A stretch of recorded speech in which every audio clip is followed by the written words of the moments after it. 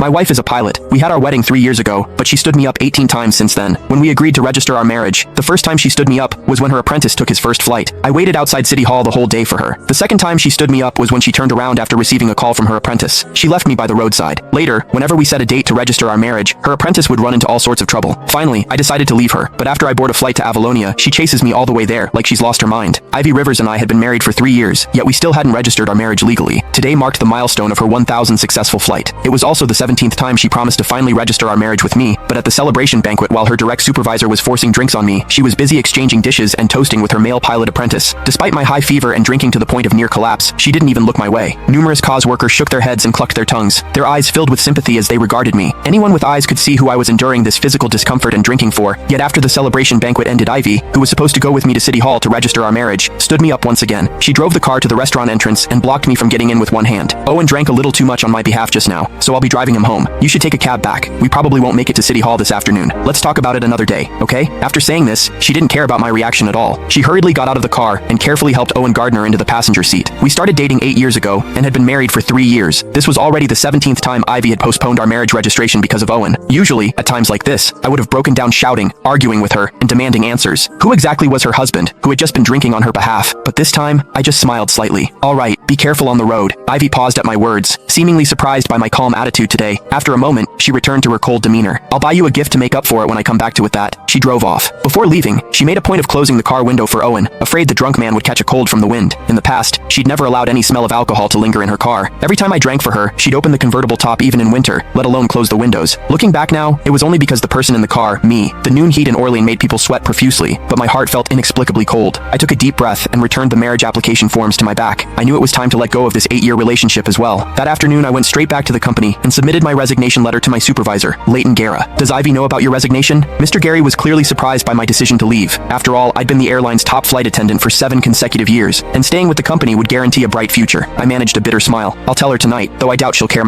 These past few years you two flew new routes to get together, and won company awards together. The CEO even attended your wedding personally 3 years ago. Everyone was so envious. But I suppose Mr. Guerra trailed off with a long sigh, his voice full of regret. Yes, those were indeed beautiful memories, but memories were just memories. We could never go back. After submitting my resignation, I returned home around 10 p.m. The house was eerily quiet and empty. On my phone, a social media post from Owen popped up because he'd specifically tagged me. The caption read, "Special, thanks to my beautiful mentor for staying by my side all afternoon as a thank you. I'm taking her to Marcus Vay's concert tomorrow. Looking forward to it." I knew then that Ivy, who'd said she'd come home at noon, wouldn't be returning. This had happened too many times in our 3 years of marriage. After making myself a simple bowl of